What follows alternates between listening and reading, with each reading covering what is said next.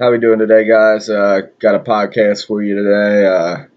We're gonna do my final mock draft. We're gonna do some NFL talk as well as NBA playoffs, NBA injuries that have been going on. I wanted to start off and just run through my mock draft. I'm very excited for the draft coming up. It's tomorrow night at 8 o'clock, about 24 hours away. Uh, yeah, I'm very excited for this. I'm anxious to see which direction certain teams are going to go. I have a good feel for a lot of them. I think I know where a lot of guys are going to end up going to land. I'm going to run through my board here with you real quick.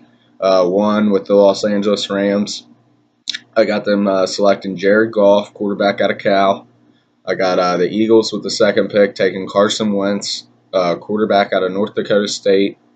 Third pick, I have the Chargers selecting Laramie Tunsil, offensive tackle out of Ole Miss. Fourth pick, I've got the Dallas Cowboys selecting Ezekiel Elliott, running back out of Ohio State. I've got, with the number 5 pick, the Jacksonville Jaguars selecting Jalen Ramsey, the cornerback out of Florida State. With the 6th pick, I've got the Ravens selecting Joey Bosa, defensive end out of Ohio State. The 7th pick, I have the 49ers selecting DeForest Buckner, defensive end out of Oregon. The 8th pick, I've got the Cleveland Browns selecting Miles Jack, linebacker out of UCLA. The 9th pick, I got the Buccaneers selecting Vernon Hargreaves, cornerback out of Florida. With the 10th pick, I've got the Giants selecting Ronnie Stanley, uh, offensive tackle out of Notre Dame. With the 11th pick, I've got the Bears selecting Shaq Lawson, defensive end out of Clemson. With the 12th pick, I got the Saints selecting Sheldon Rankins, defensive tackle out of Louisville. With the 3rd pick, I got the Dolphins selecting Eli Apple, cornerback out of Ohio State. With the 14th pick, I've got the Raiders selecting Reggie Ragland, linebacker out of Alabama. With the 15th pick, I've got the Titans selecting Jack Copeland, offensive tackle out of Michigan State. With the 16th pick, I got the Detroit Lions selecting Laquan Treadwell, wide receiver out of Ole Miss, first wide receiver to come off the board. With the 17th pick, I got the Atlanta Falcons selecting Darren Lee, linebacker out of Ohio State. With the 18th pick, I got the Colts selecting Taylor Decker, offensive tackle out of Ohio State. With the 19th pick, I've got the Bills selecting Robert Ndichme, defensive tackle out of Ole Miss. With the 20th pick, I've got the Jets selecting Paxton Lynch, quarterback out of Memphis. With the 21st pick, I got the Washington Redskins selecting Sean Robinson, defensive tackle out of Alabama. With the 22nd pick, I got the Houston Texans selecting Corey Coleman, wide receiver out of Baylor. With the 23rd pick, I got the Minnesota Vikings selecting Josh Doctson, wide receiver out of TCU. With the 24th pick, I've got the Cincinnati Bengals selecting Will Fuller, wide receiver out of Notre Dame. With the 25th pick, I've got the Pittsburgh Steelers selecting Carl Joseph, safety out of West Virginia. With the 26th pick, I've got the Seattle Seahawks landing Jaron Reed, defensive tackle out of Alabama. With the 27th pick, I got the Packers selecting Andrew Billings, defensive tackle out of Baylor. With the 28th pick, I got the Chiefs selecting William Jackson, cornerback out of Houston. Uh, with the 29th pick, I've got the Arizona Cardinals selecting Noah Spence, the former defensive end out of Ohio State. We end up having to go to Eastern Kentucky and finish his career there because of off-the-field issues. I got him landing with the Cardinals at 29. At pick 30, I got the Panthers selecting Derrick Henry, running back out of Alabama. And then with my final pick of the first round, I've got the Denver Broncos selecting Connor Cook, quarterback out of Michigan State. That's all I got for my first round. I got Goff, Wentz, Tunsil, Elliott, Ramsey, Bosa, Buckner, Jack, Hargreaves, Stanley, Lawson, Rackens, Apple, Ragland, Copeland, Treadwell, Lee, Decker, and Deechmay, Lynch, Robinson, Coleman, Doxson, Fuller, Joseph, Reed, Billings, Jackson, Spence, Henry, and Cook all going in the first round. One of the biggest talents of the first round who got hurt in the bowl game, has got some pretty significant damage to his knee. He hurt in the Notre Dame Ohio State bowl game. It's Notre Dame linebacker Jaylon Smith, one of the top 5 players in the draft. If it wasn't for his knee injury, a lot of people have been asking where is he going to fall in the draft. My brother-in-law, if you're watching, Kevin, I read today that Jaylon Smith is very well still projected to fall in the first 3 rounds of the draft. A lot of people don't see him getting out of round 3. So if you were curious about where Jaylon Smith might have ended up, if your team could grab him in a later round, it seems like the latest you might be able to get him is round 3 or 4. Um, Next thing I wanted to talk about, yes, I'm very excited for the NFL draft. Can't wait. I hope my predictions are right. Uh, we'll talk about a little recap winners and losers after the draft. Next, I want to talk about Sam Bradford just because I think this is a little funny. Sam Bradford came out and said he wanted traded after he found out that the Eagles were going to select a quarterback with the second pick.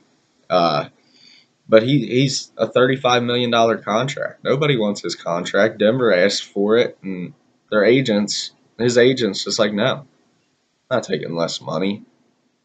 I got Sam Bradford.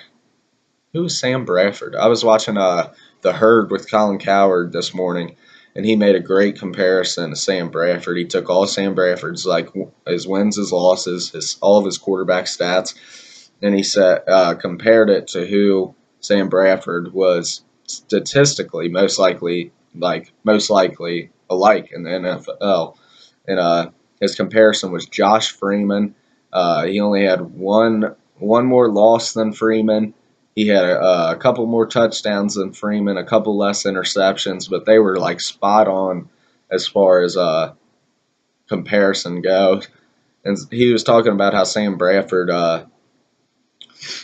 thinks that he's worth more because he's been paid more. The Rams overpaid him, the Eagles have overpaid him, and now he thinks he's worth star quarterback money, and he's not going to take it elsewhere. But he's a bust. He's a bust. He's a liability. His knees are horrible, and he's a Josh Freeman. That's the type of quarterback you get with Sam Bradford, and that's why they're taking a quarterback with the number 2 pick. This could be very well the last team we ever see Sam Bradford play for. This could be his last year starting in the NFL. Even if he does start, I don't know if he is going to start. Um, but that's all I really want to talk about Sam Bradford. I know people don't really want to hear me talk about him. Nobody really cares about what's going on with Sam Bradford. I'm going to go to NBA action next. Like I said, tune in for the NFL draft tomorrow. Let me know what you think about my picks. What could also happen, blah, blah, blah. Let's move on to the NBA now. The New York Knicks and Phil Jackson have reached out to former Cavaliers coach David Blatt as far as their opening for the head coaching position. Yes, they are very interested in Blatt. Blatt coached a year and a half with the Cavs, helped lead them to the NBA Finals last year. Him and LeBron didn't have a great relationship, and they didn't think that he was the future of the Cavaliers. They brought in Tyronn Lue as the assistant head coach last year, and they knew that he was the coach in waiting, told LeBron he would be the coach in waiting. And I guess they just got tired of waiting for it. They promoted Tyronn Lue halfway through the season at the All-Star break this year and let David Blatt go. It seemed to help out the Cavaliers, though.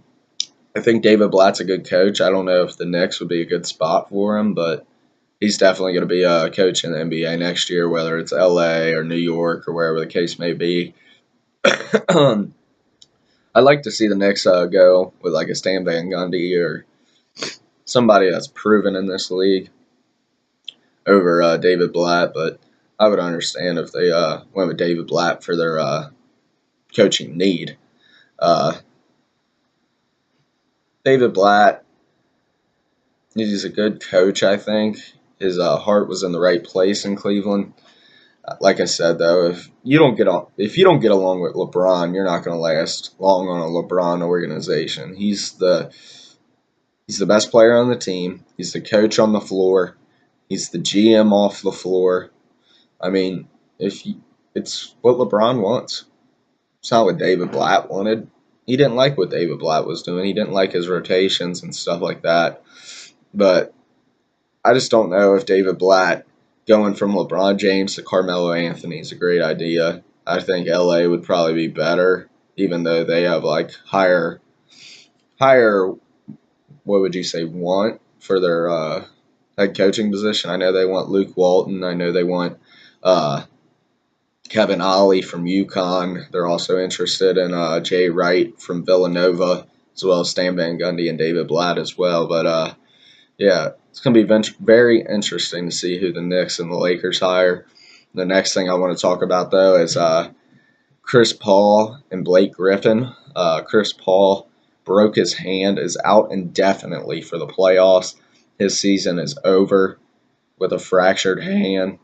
That's just automatically to me. Oh, dropped something. Sorry.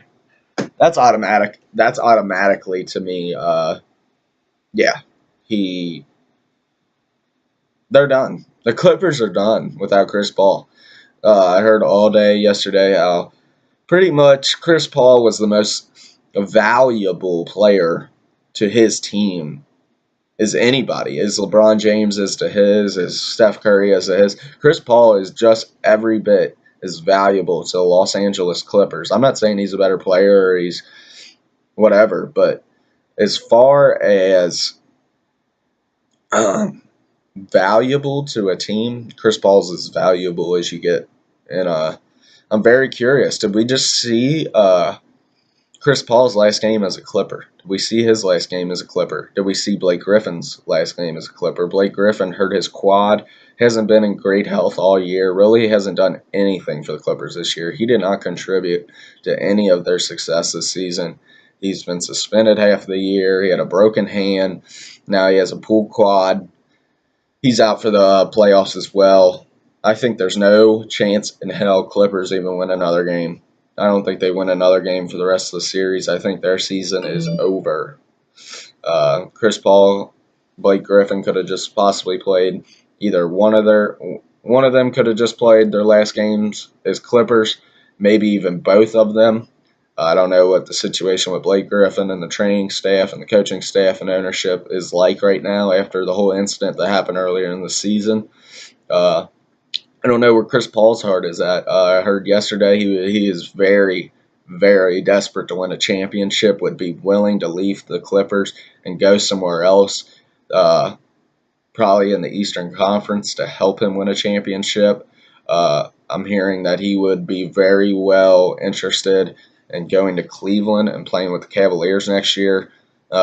He's desperate for a championship. Chris Paul is tired of losing in the second round of the playoffs. He's never played in a conference finals game, and I think he's starting to realize it will never happen if I stay here in LA. I love LA. I would want to spend the rest of my career in LA like he does, but he's tired of losing. He's tired of losing in the second round of the playoffs.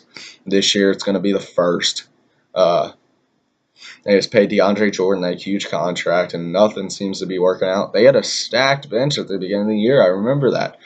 Because they had Griffin, they had Jordan, they had Crawford, they had J.J. Redick, they had Chris Paul, they had Paul Pierce, they had Lance Stevenson, they had Josh Smith, Austin Rivers, guys like that. Just they brought in so many pieces. You thought they were gonna that maybe this would be the year the Clippers can do it. Maybe they can make it to the conference finals this year. And after the Curry injury, I thought for sure they were gonna make it. And just the worst possible thing could have happened. They lost Chris Paul and Blake Griffin the next game. I don't know if either one of them would play for the Clippers again. I expect at least one of them to be gone after this year. Poor DeAndre Jordan. He should have left. You should have just left. Shouldn't have let them lock you in your house. But next I want to talk about the Curry injury. They're saying it's about 2 weeks from Monday, 48 hours ago, 2 weeks from Monday, so about 12 days from now, they're going to reevaluate Stephen Curry's right knee injury. Going to see where that MCL sprain is at this point in time.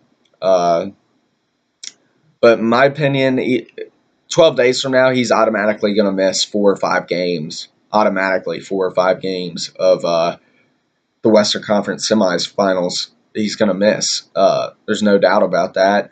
And then after they reevaluate him, you've got to wonder, where's his conditioning going to be? He can't run right now. He's resting. He's not putting pressure on that knee. He's got to get out there, get back in game shape, and all that stuff. I'm saying he misses every bit of the Western Conference semifinals. The earliest we'll see Steph Curry, in my opinion, is the Western Conference finals. If the Warriors can make it there, I think he could possibly even miss some time in the Western Conference finals. It's a light sprain, yeah. He's not going to miss the entire playoffs, no. But I think he's definitely out for the Western Conference semifinals and possibly even miss a little bit of time of the Western Conference finals if they can even make it there without him. That's all I really want to talk about Steph Curry. I just want to update about the injuries. Chris Paul out for the playoffs. Blake Griffin out for the playoffs. Steph Curry is not, unless the Warriors lose. Steph Curry will definitely miss, in my opinion, the Western Conference semifinals next round, as well as these last couple games versus the Houston Rockets. Now I want to talk about the playoff games from last night. Both games were completely blown.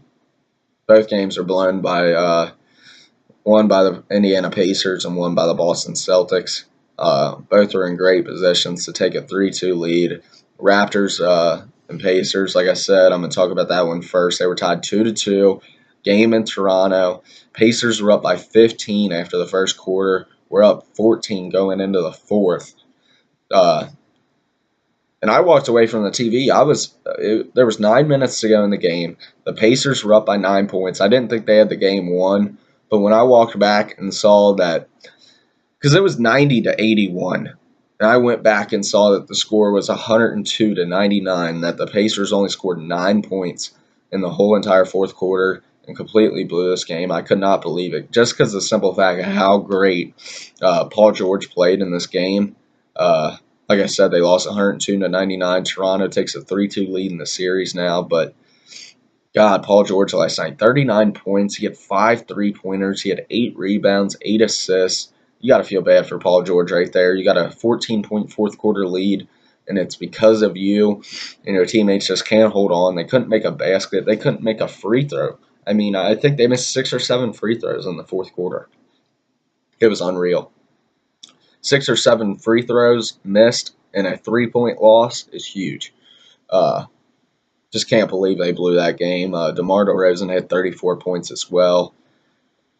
Played unreal. There was one point in the game where DeMar DeRozan was struggling earlier on in the game, and he was sitting on the bench. They showed a clip of him sitting on the bench, and he just looked completely not in the game. He looked frustrated. He looked mad to be there. And I was thinking to myself, Indiana's going to win this game. They might even win this series. They're going to get a 3-2 advantage with a possibility to close them out at 6 at home.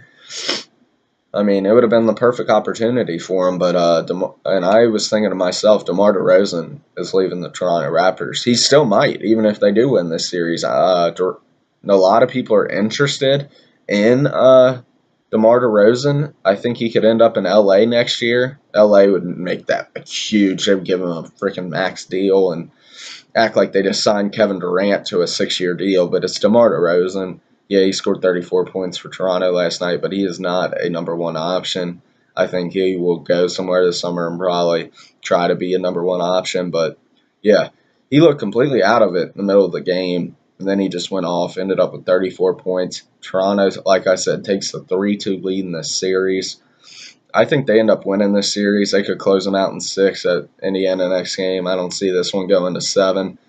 Game 5 is huge, taking that 3-2 advantage. So I think they'll finish them out in 6 next game. The last game and last thing I want to talk about today would be last night's Boston Celtics and Atlanta Hawks series. They were tied at 2-2 as well. Celtics were down by 8 at halftime. Weren't scoring the ball well. I think their best quarter of the night was 22 points. They had a 22-point quarter, a 20-point quarter, like an 18-point quarter, and like an 11-point quarter. It was horrible. Nobody could get anything going for Boston.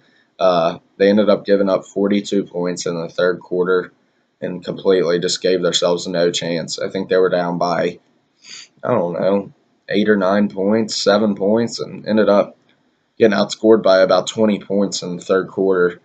So they're down by about 30 going into the fourth with no chance to win the game. Nobody could hit any shots. Nobody was playing defense. Atlanta looked like just completely the superior team out on the court. Sorry about that.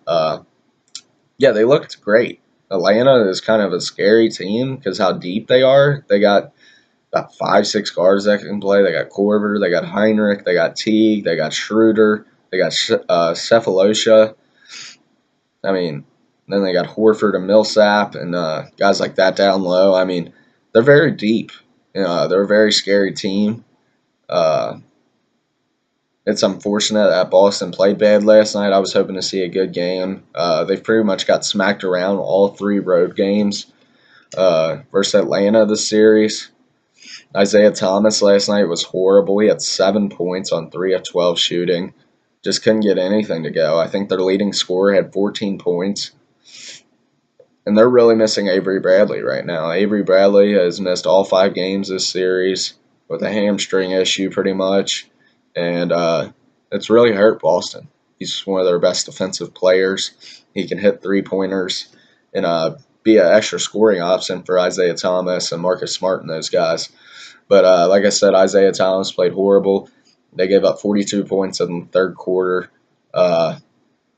Just not a good game for Boston. They're down 3-2 in the series now. They're going to go back to Boston for Game 6.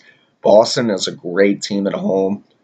They won both games in this series. I think they play their asses off and get a win here in Game 6 and force a Game 7. They'll tie the series up 3-3, I think. Cause a Game 7, go back down to Atlanta and get whooped again. They can't win in Atlanta. Atlanta's too deep. Boston's still too young. They're going to have 3 or 4 more, possibly 5 more young guys coming in next year. They got an opportunity to go after Kevin Durant.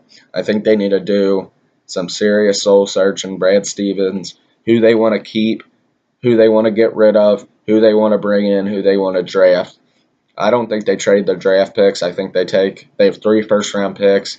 Like I said, this is a very young team.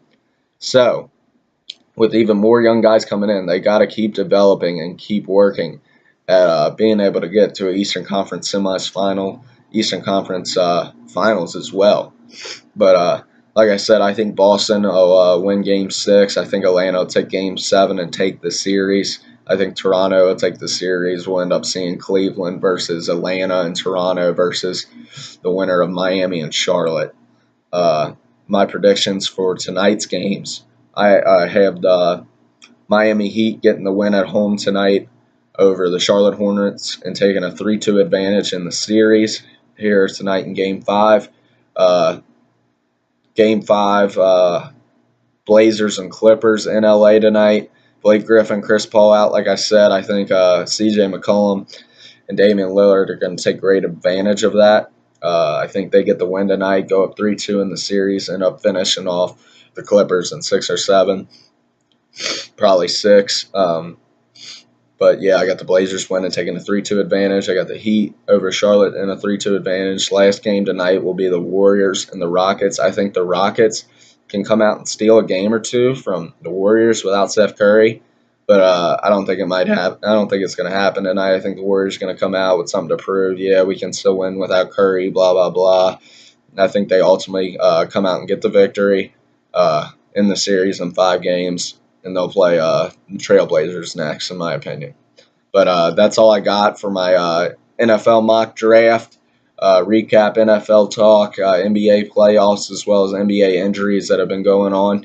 Thank you guys so much for watching. I'll have another podcast up, I would like to say Friday, talking NFL draft first round. Probably do another one on Sunday, recapping what's going on. What's going on with the rest of the playoffs, as well as the final winners and losers and grades for teams for the mock draft. Like I said, thank you guys so much for watching. I will see you guys Friday or Sunday. Thank you guys very much again.